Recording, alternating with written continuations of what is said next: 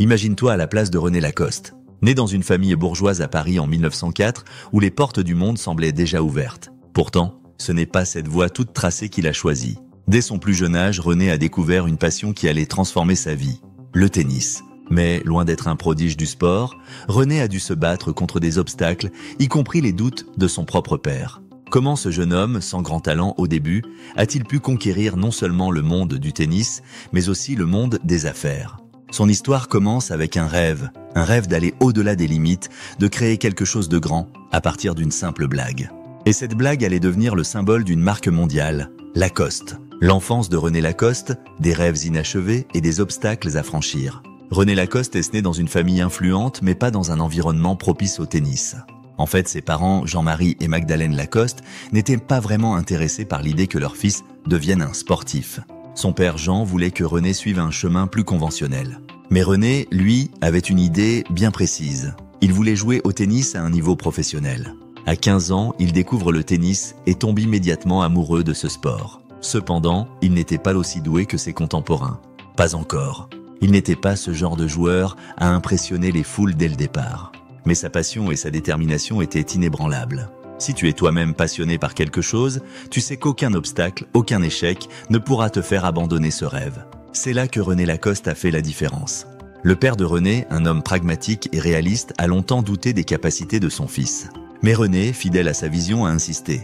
Il a demandé à son père un ultimatum. « Donne-moi 5 ans pour devenir champion, sinon je renonce. » Jean accepta. Mais la pression était forte. René n'avait pas le choix, il devait réussir. Les premiers échecs et la persévérance implacable. Ses débuts furent loin d'être impressionnants.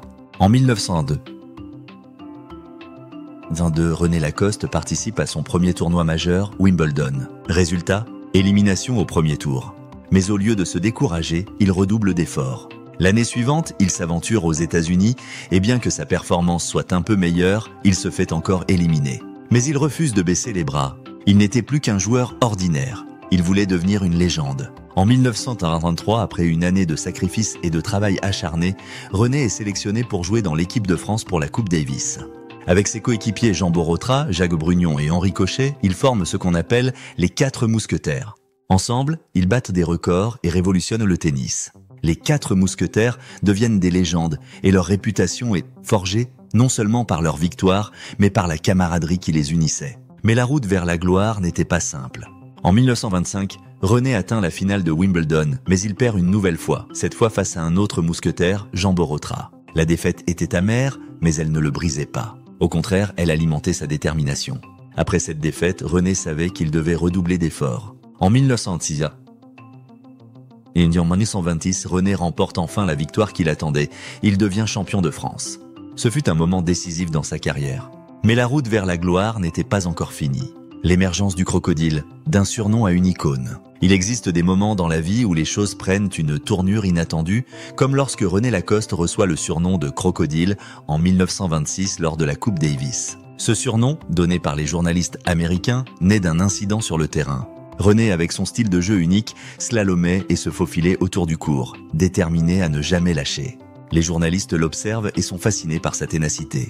Ils le surnomment le crocodile, en raison de son attitude implacable sur le terrain, comme un prédateur jamais fatigué. Bien que la France perde la finale, cette victoire symbolique contre l'Américain Bill Tilden fait naître un surnom qui allait devenir une légende. Le crocodile symbolisait non seulement sa persévérance, mais aussi sa façon unique de jouer. En effet, il se faufilait autour du court, comme un crocodile chassant sa proie. Ce surnom va rapidement se transformer en emblème. René Lacoste s'approprie le crocodile et le porte fièrement, à tel point qu'il décide de broder ce logo sur son blouson de tennis, une décision qui allait changer sa carrière. Ce petit détail allait faire toute la différence. Le crocodile est devenu une signature, un symbole de force et de volonté. Les spectateurs ne pouvaient plus détacher les yeux de lui. Lacoste, de la veste à la marque mondiale. Mais comment un simple surnom, un logo brodé sur une veste, pouvait-il transformer l'histoire du tennis et du monde de la mode ? C'est en combinant son talent sportif et sa vision novatrice que René Lacoste a réussi à faire passer son entreprise du statut d'idée à celui de phénomène mondial. En 1933, René s'associe à André Gillier, un fabricant de tricots français, pour créer une ligne de vêtements sportifs avec le fameux crocodile.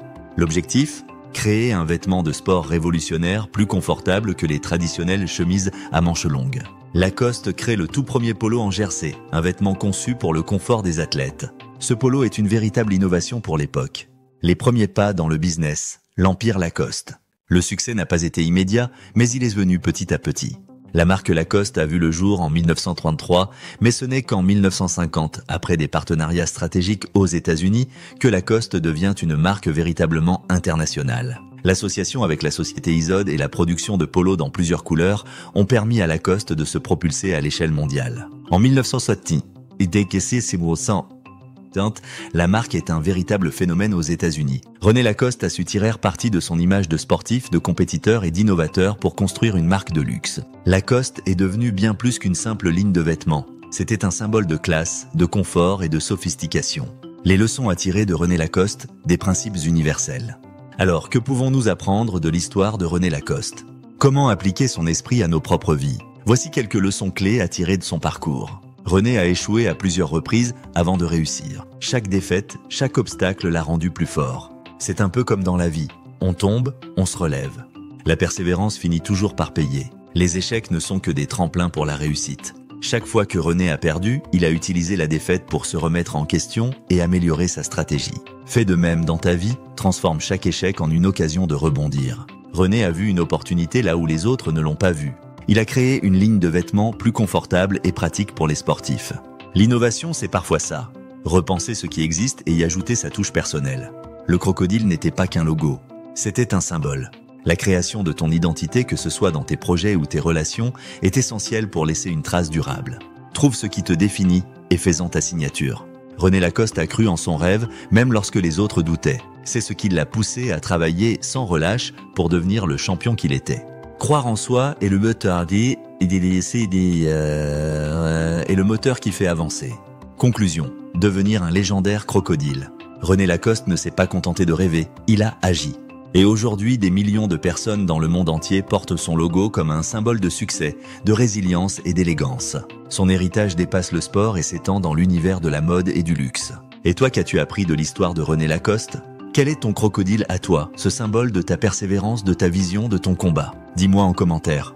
J'aimerais savoir ce que cette histoire t'a inspiré. Si cette vidéo t'a inspiré, n'oublie pas de t'abonner pour plus de contenu motivant. Et surtout, n'oublie pas de liker, de commenter et de partager cette vidéo pour que l'esprit de René Lacoste inspire encore plus de personnes autour de toi. Quelle est ton histoire? Quel est ton rêve?